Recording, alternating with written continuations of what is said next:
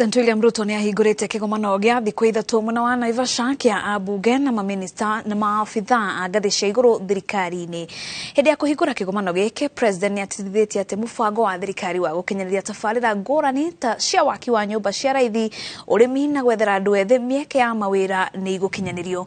Ruto makĩria ni ateteire mũbango wa gwaka nyũmba cia raithi ũrĩa ũkoretwo ũgĩtũngio ũregani mũnene, akiuga atĩ gũkinyĩra na rĩu andũ 130 matararĩ na mawĩra ni magĩte na mieke kuhetukira tabarĩra ĩno.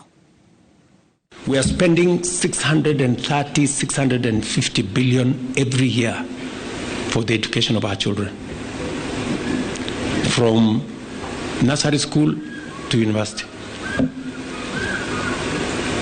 It will be irresponsible for us not to think about when these young people come out of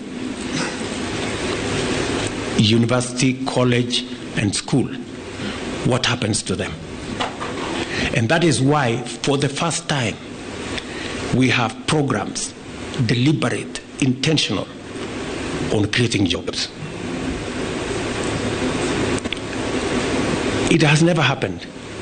You know, we keep talking, we want to grow the economy so that it creates jobs.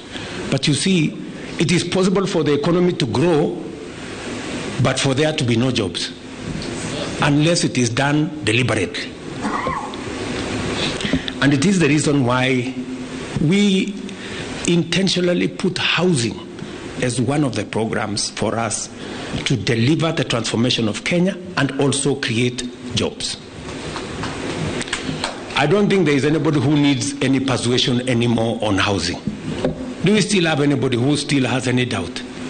Surely. You have seen, for the places where the housing program has started, including my friend Simon Kingara in Ruiru, there is already a difference. It is reported by the media who has always problems with us, that crime in Ruiru has gone down because of the program we have in